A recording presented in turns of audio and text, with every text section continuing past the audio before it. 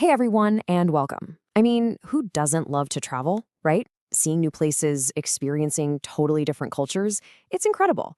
But have you ever really stopped and thought about the impact we're having when we do it? That's what we're diving into today. How we can explore this amazing world of ours, but in a way that's actually better for the planet and the people who live there. So let's jump right in. You know how it is. You see these gorgeous pictures online, these amazing, peaceful, empty beaches or city streets. But then you show up and whoa, it's just packed with people. The resources are totally strained.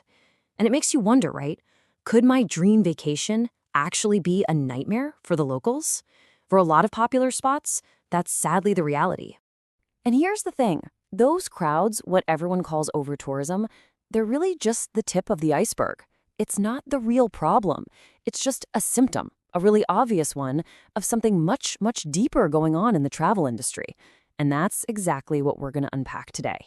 Okay, so where do we even start with something this huge? Well, like with a lot of things, a great place to start is to just follow the money.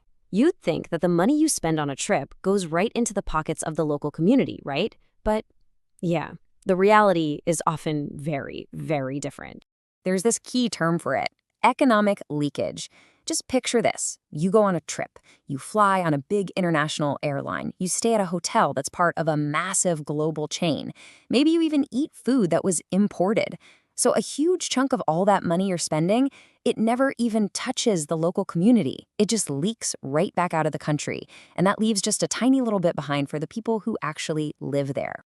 So, if we want to tackle these problems, we've got to speak the language, right? The whole world of ethical travel has its own lingo, and getting a handle on these key terms is really the first step to making smarter choices when we travel. It's like building our vocabulary toolkit. All right, first up, sustainable tourism. This is kind of the big one, the main goal for the entire industry. Just think of it like a balancing act. You're trying to do less harm to the environment, make sure the local economy benefits, and respect the culture. The whole point is to make sure that travel can keep on happening for a long, long time. Okay, so if sustainable is the destination, then responsible travel is the path we take to get there.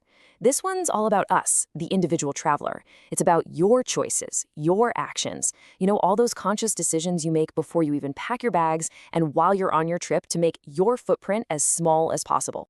And now for what I think is the coolest idea of all, regenerative tourism. This is next level stuff. It's not just about not messing things up. The goal here is to actually do good, to actively make a place better.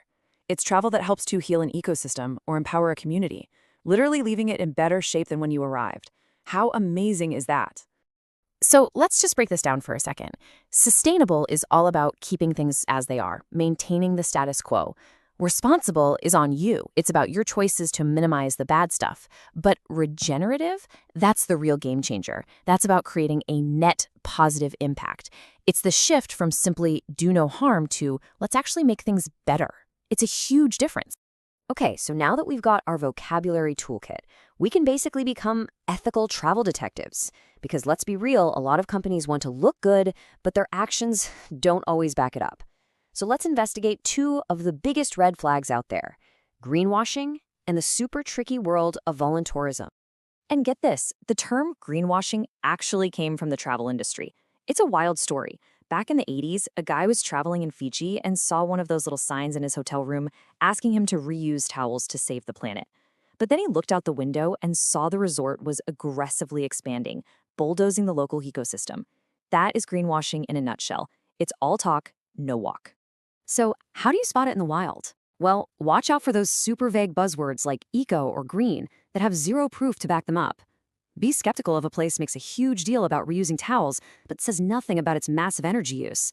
And definitely question any of those so-called sanctuaries that feel more like a circus for tourists than a place that actually cares for animals. These are the classic tells. Okay, now we need to talk about something that's, well, it's complicated. Voluntourism. Look, the intention behind it is usually amazing. So many of us want to give back when we travel. The problem is, this whole industry has popped up that's really more focused on making the volunteer feel good, like a hero, than it is about what the community actually needs. And this quote from a volunteer just hits it home. Think about it. Would you want a random tourist with zero training teaching your kid's math class? No way. But that kind of thing happens all the time with voluntourism. Well-meaning people get dropped into really important jobs, which can actually take work away from local professionals and sometimes, yeah, do more harm than good. So the key is to look for a totally different model. Forget the harmful stuff that's all about making the volunteer a savior. Instead, look for something called learning service. The difference is huge. These programs are actually led by the local community. They match people who have specific, needed skills to long-term projects. It's all about cultural exchange and respect. A two-way street, not a one-way rescue mission. Okay, we've talked a lot about the problems. Let's switch gears and talk solutions. Because here's the good news. Making a real, positive impact doesn't have to be super complicated. Honestly, it just comes down to making a few simple, conscious choices. Remember that economic leakage we talked about? Well, here it is, plain as day. Look at that chart. It's shocking, right? Sometimes up to 70%, 70 of the money we spend just leaks right out. So our job as travelers who care is to flip that. We need to shrink that giant leaky slice and make the local one as big as possible. So how do we do it? Simple. We create what the experts call positive linkages. And it's really not hard. It's just eat local. Choose restaurants that get their food from nearby. Stay local. Pick a small guest house or a family-owned hotel instead of that huge international chain. Shop local. Buy that souvenir right from the artist who made it. Hire local. Get a tour guide from the community.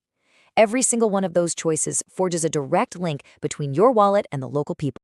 And of course, traveling better also means respecting wildlife. This is so important. If you're ever thinking about an activity that involves animals, just run through this mental checklist. It's called the 5 domains. Are the animals well fed and in a good environment? Do they look healthy? Are they able to act like, well, animals? And do they seem calm and safe, or are they scared? If you get a no on any of those, it's a giant red flag. Just walk away. Oh, and here are 2 more pro tips for avoiding those massive crowds. First, instead of hitting the most famous over-Instagram spot, look for what people are calling dupe destinations. Places that have a similar vibe but are way less crowded. And second, if your schedule allows, travel in the slow season or shoulder season. You'll almost always save money and have a much more chill, authentic experience. Phew. Okay, so we've covered a ton of ground, haven't we? The problems, the keywords, the solutions, and really it all boils down to one simple idea. Every single choice we make when we travel has an impact. It can be a good one or a bad one. And listen, the point of all this is not to be the perfect ethical traveler. That person doesn't exist. It's impossible. The goal is just to be a more conscious one.